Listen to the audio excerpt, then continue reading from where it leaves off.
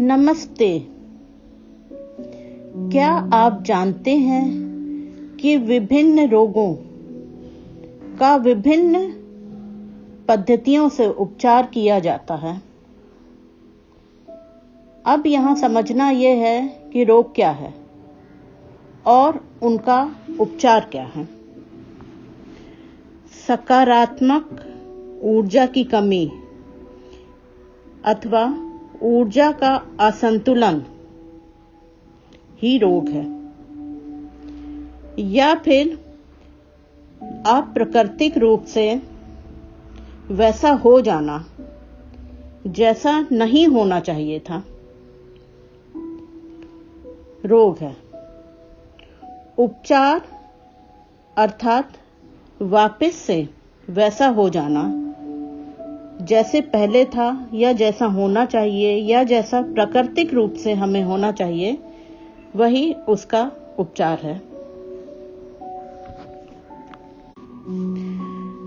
वैसे तो हमारे बनाने वाले ने, हमारे क्रिएटर ने हमारे शरीर को इस तरह से बनाया है कि शरीर व्याधियों से, रोगों से निपटने के लिए स्वयं ही सक्षम होता है। आप ध्यान देंगे कि कभी शरीर में कोई चोट लगती है, कोई खराबी आती है, यदि कुछ समय तक हम बिना किसी उपचार के उसे उसके हाल पर ही छोड़ देते हैं, तो देखेंगे कि धीरे धीरे स्वतः ही रोग चला गया या उसके वेग में कमी आ गई। कैसे? शरीर में शक्ति है कि वो अपना काम करने में सक्षम होता है, किसी की सहायता की आवश्यकता उसे नहीं होती है। परंतु यदि लंबे समय तक हम गलतियां करते रहते हैं और कोई सुधार नहीं लाते, तो शरीर हार सा जाता है और रोग अपना विकराल रूप प्रकट करता है। इस समय हमें रोगों के उपचार की आवश्यकता होती है। उपचार हमारे जीवन के प्रत्येक आयाम में किया जा सकता है। हम शारीरिक, मानसिक, आध्यात्मिक, आर्थिक, सामाजिक, भावनात्मक तथा मनोवैज्ञानिक रूप से निरोगी हो सकते हैं। अब यह आपके ऊपर है कि आप किस पद्धति या विधि को अपनाकर अपने शरीर की सहायता करते हैं। यहाँ यह जानना भी आवश्यक है कि हमें निरोगी कौन बनाता है।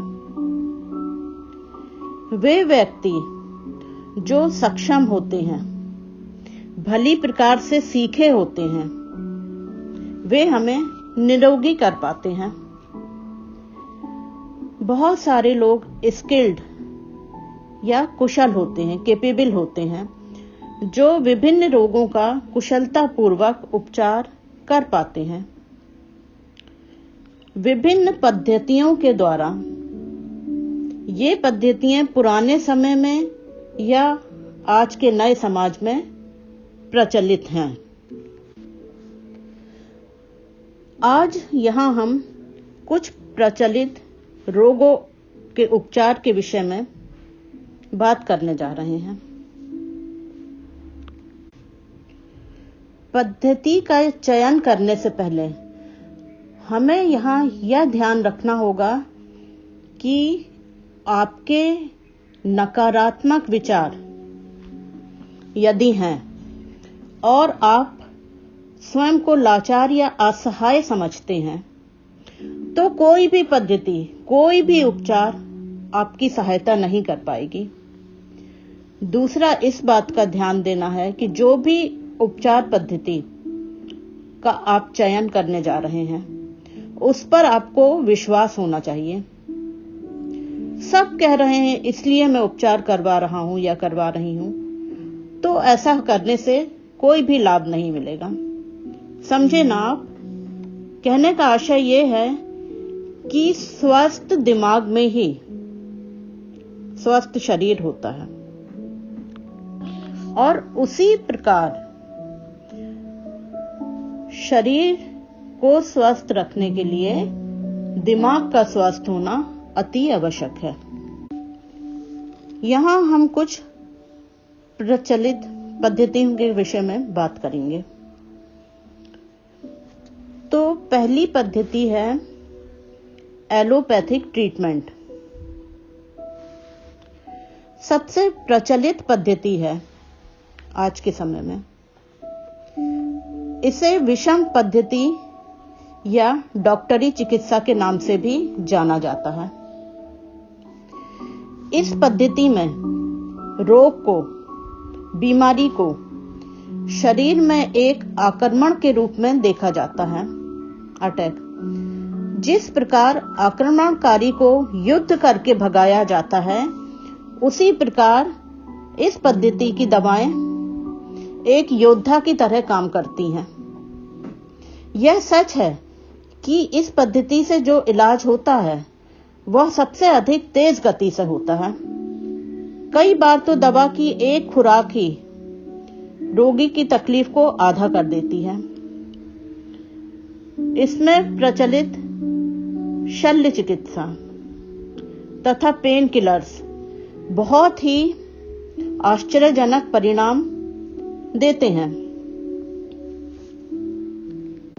यह समझा जाए तो यह रोग पर विजय नहीं पाती, उसके परिणामों पर विजय पा लेती है यह पद्धति, और वो भी बहुत अधिक तेजी से। परंतु आप देखेंगे कि इसके 3 दुष्प्रभाव होते हैं। सामान्यतः देखा गया है कि एक बीमार को ठीक करने के चक्कर में उस रोगी को 2 और व्याधियां शरीर में उभर कर आती हैं। अर्थात एक बीमारी से बचने के लिए 2 और बीमारियों का आ जाना। दूसरा प्रभाव है कि इसकी दवाइयों में साइड इफेक्ट्स या दुष्प्रभाव अनगिनत होते हैं। तीसरा यह है कि ये बहुत अधिक महंगी होती है। परंतु फिर भी यदि आपने अपने रोग को विकराल कर लिया है और आपके पास समय भी नहीं है धीमे इलाज के लिए, बीमारी को जड़ से समाप्त करने के लिए, और आप में धैर्य भी नहीं है, तो आपको अवश्य ही एलोपैथिक इलाज या डॉक्टरी चिकित्सा करवाना चाहिए। दूसरी है आयुर्वेदिक चिकित्सा पद्धति। यह भारतीय चिकित्सा पद्धति के नाम से जानी जाती है। इस पद्धति में शरीर के 3 दोष वात, पित्त और कफ पर आधारित होती है। यह पद्धति रोग को शरीर के दोषों के असंतुलन के रूप में देखती है और रोगों के उपचार को दोषों को संतुलन में लाने के रूप में देखती है। यह उपचार हानि रहित होता है और शरीर पर धीरे धीरे बड़े प्यार से, दुलार से अपना असर दिखाता है। इसमें सभी दवाएं प्राकृतिक जड़ी बूटियों के रस, पाउडर, काढ़े या पाउडर की गोलियों के रूप में किया जाता है। यह पद्धति रोग की जड़ में जाकर पहले जड़ को स्वस्थ करती है, फिर धीरे धीरे शरीर की ऊपरी सतह पर अपने परिणाम दिखाती है। अच्छी बात यह है कि इसमें कोई भी साइड इफेक्ट्स नहीं होते हैं, बल्कि कहा जाए तो साइड बेनिफिट्स होते हैं। एक बीमारी ठीक होती है तो उसके साथ दूसरी भी ठीक हो जाती है, तथा हमारी जेब पर भारी भी नहीं पड़ती, अर्थात इसकी दवाएं सस्ती मिलती हैं। तीसरी पद्धति है होम्योपैथिक चिकित्सा। इस पद्धति का आविष्कार 1700 शताब्दी में जर्मन चिकित्सकों के द्वारा किया गया। इसे छद्म विज्ञान के नाम से भी जाना जाता है, क्योंकि इसमें दावे और आस्था को विज्ञान की तरह प्रस्तुत किया जाता है, परंतु इसमें विज्ञान की विधियों तथा मापदंडों का पालन नहीं किया जाता। होम्योपैथी के अनुसार शरीर स्वयं को रोग मुक्त करने में सक्षम होता है, परंतु उसे सहायता करने के लिए, बूस्ट करने के लिए उसमें प्राण शक्ति को बढ़ावा दिया जाता है। इस पद्धति में प्राकृतिक खनिज पदार्थों तथा वनस्पति के ठोस रूप को तरल पदार्थों में बदला जाता है तथा उसकी अति सूक्ष्म मात्रा को प्रयोग में लाया जाता है। यह एक हानि रहित पद्धति है जो सस्ती भी है और रोग को जड़ से समाप्त कर देती है, परंतु इसमें नियमितता लंबे समय तक रखना पड़ती है। इसमें चिकित्सक बहुत सारे पथ्य या परहेज का पालन भी करवाते हैं, जैसे किसी भी प्रकार की सुगंध या सुगंधित वस्तुओं का या तेज सुगंध का खाने में या उपयोग करने में परहेज करना पड़ता है। इसलिए इस पद्धति का उपचार होना थोड़ा कठिन प्रतीत होता है रोगी को। चौथा है खाद्य पदार्थों से चिकित्सा। महर्षि पतंजलि के अनुसार भोजन अपने आप में एक प्राकृतिक रोग निरोधक होता है।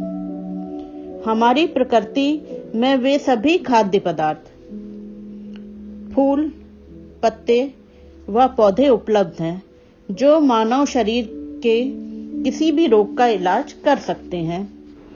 इस पद्धति में रोगी को बताया जाता है कि उसे क्या, कितना और कब खाना है।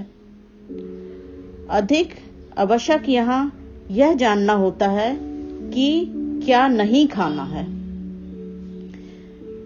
यह एक प्रकार से जीवन पद्धति सिखाने की चिकित्सा होती है। रोगी को जीवन भर उसी प्रकार का खाना खाना होता है। कुछ विरुद्धाहार भी होते हैं जो शरीर में रोगों को जन्म देते हैं। इस संबंध में सोलक्राफ्ट ने एक ऑडियो पहले बनाया था, जिसका डिस्क्रिप्शन आप नीचे देख सकते हैं और उसे सुन सकते हैं। पांचवी पद्धति है स्पर्श पद्धति। शरीर की मालिश, एक्यूप्रेशर तथा एक्यूपंक्चर इस पद्धति में आते हैं। एक्यूप्रेशर के विषय में सोलक्राफ्ट ने एक विस्तृत जानकारी दी है, जो कि आपको डिस्क्रिप्शन बॉक्स में मिल जाएगी। यदि आप उस जानकारी को विस्तार में जानना चाहते हैं तो उस ऑडियो को अवश्य सुनें। एक्यूपंक्चर एक चाइनीज पद्धति है जो कि पेनलेस होती है। उसमें दर्द नहीं होता, परंतु पतली पतली नीडल सुइयां होती हैं जो कि प्रभावित अंग में चुभाई जाती हैं, डाली जाती हैं और उससे बहुत ही अच्छा इलाज होता है और बहुत अच्छे रिजल्ट्स आते हैं। ये सुइयां स्टील की होती हैं मुख्य रूप से। यह पद्धति दर्द रहित होती है तथा इसके एक्सपर्ट्स, इसके जानने वाले चिकित्सक लंबे समय तक रोगों के अनुसार चिकित्सा देते हैं और लंबे समय में इस स्पर्श पद्धति का सेवन किया जाता है। रिफ्लेक्सोलॉजी भी इसी श्रेणी में आता है। रेकी हीलिंग, छठवां है ऊर्जा हीलिंग अर्थात रेकी हीलिंग। रेकी हीलिंग का प्रचलन आजकल बहुत हो गया है। रेकी चिकित्सा में को एनर्जी हीलिंग के नाम से भी जाना जाता है। इस पद्धति से मानसिक, शारीरिक व भावनात्मक और आर्थिक पहलुओं का इलाज एक साथ किया जाता है। जन्मों के ब्लॉकेजेस अर्थात हमारे किन कर्मों के कारण हम आज क्या भुगत रहे हैं, इसका इलाज किया जाता है। इसमें रोगी को टच कर या बहुत दूर से भी हीलिंग भेजी जा सकती है। इसका परिणाम तुरंत मिलता है और रोगी को इलाज के समय इस ऊर्जा का अनुभव भी होता है। मैं यहाँ सहर्ष सूचित करती हूँ कि सोल क्राफ्ट रेकी हीलिंग में भी सक्षम है। आयशा एक एक्सपर्ट रेकी हीलर है जो आपको आपकी समस्याओं से छुटकारा दिला सकती है। रोग के अनुसार कम या अधिक हीलिंग्स भेजी जा सकती हैं।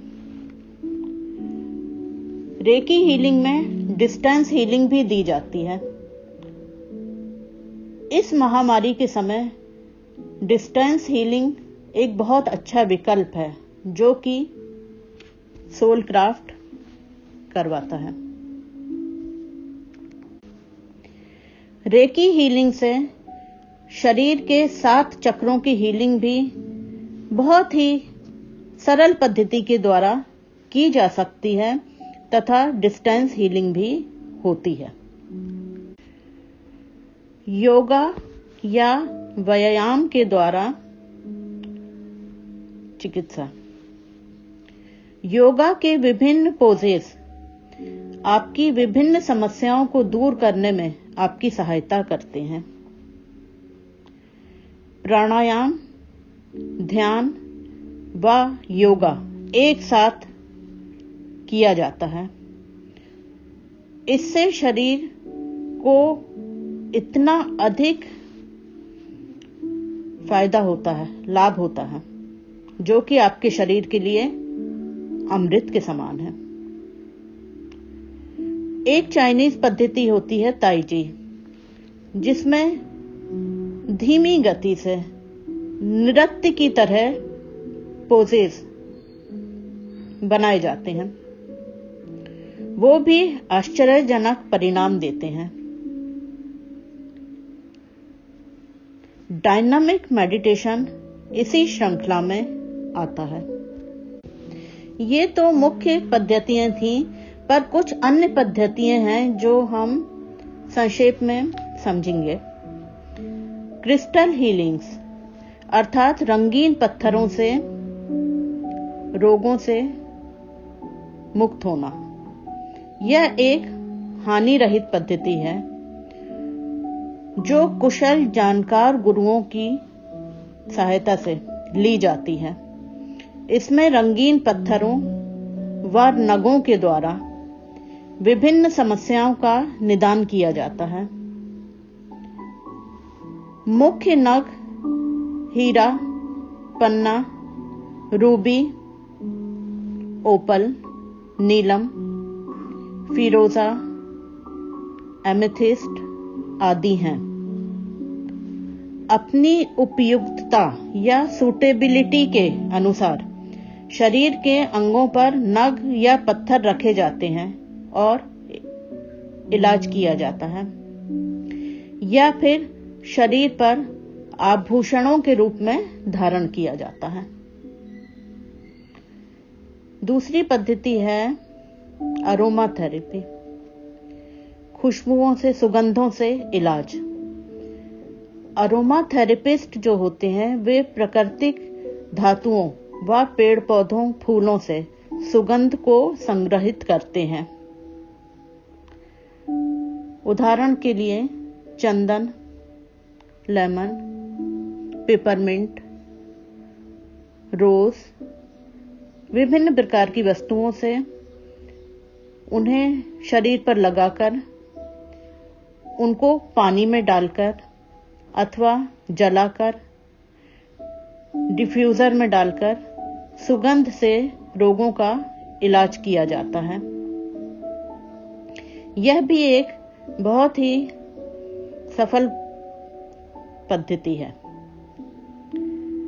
तीसरी है एंजल हीलिंग, योग दूतों से सहायता लेना। प्रकृति ने हमारे वातावरण में एंजल्स को छोड़ा हुआ है हमारी सहायता करने के लिए। यदि उनका आह्वान किया जाता है, उनको इन्वोक किया जाता है, तभी वे आकर हमारी बात सुनते हैं और हमारी सहायता करते हैं। इस पद्धति में एंजल हीलर्स विभिन्न रोगों का इलाज करते हैं। राफेल एंजल रोगों को काबू में करने और उनसे छुटकारा दिलाने के लिए बहुत प्रसिद्ध हैं। उनको एवोक किया जाता है, उनका आह्वान किया जाता है। फिर है विभिन्न ध्वनियों से भी इलाज होता है। दक्ष गुरु रोगों का निवारण ध्वनियों से करते हैं। मंत्र जाप इसी श्रेणी में आता है। तिब्बतियन बोल हीलिंग अर्थात कटोरों को बजाकर उससे ध्वनि निकाली जाती है और विभिन्न रोगों में इससे बहुत ही सफलतापूर्वक इलाज किया जाता है। विभिन्न रंगों से हमारे शरीर की चिकित्सा हो सकती है। रंगों के चिकित्सक हमारे सबकॉन्शियस माइंड अर्थात अवचेतन मन पर कार्य करते हैं और कठिन मानसिक व मनोवैज्ञानिक रोगों से रोगी को छुटकारा दिलाते हैं। हिजामा कपिंग पद्धति, इससे प्लास्टिक के कप को शरीर पर रखकर वैक्यूमाइज किया जाता है और उनकी सहायता से रोगों का उपचार किया जाता है। यह पद्धति अभी तो कम प्रचलित है, परंतु पुराने समय में बहुत ही सफल रही थी ये। अब यहां आप समझ गए होंगे कि बहुत सारी पद्धतियां समाज में प्रचलित हैं,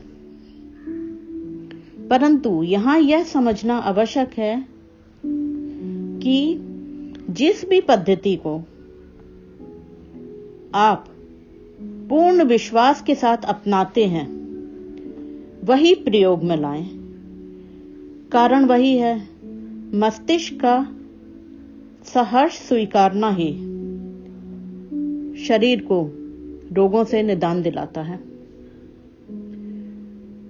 मेरा परामर्श यहां यह है कि अपने मस्तिष्क को बार बार बताएं कि आप जिस भी पद्धति का प्रयोग कर रहे हैं उससे आप निरोग हो रहे हैं। बार बार कहने से उस चीज का उत्तम परिणाम मिलेगा आपको, क्योंकि मस्तिष्क आपके शरीर को स्वीकार कराएगा और आप रोग मुक्त हो जाएंगे। मेरी यह जानकारी यदि आपको पसंद आई हो तो लाइक का बटन दबाएं और हां, अगर अब तक मेरे चैनल को सब्सक्राइब नहीं किया है तो कृपया सब्सक्राइब करें और अपने संबंधियों, मित्रों व परिवार के सदस्यों को शेयर भी करें जिनको इस जानकारी की आवश्यकता हो सकती है। धन्यवाद।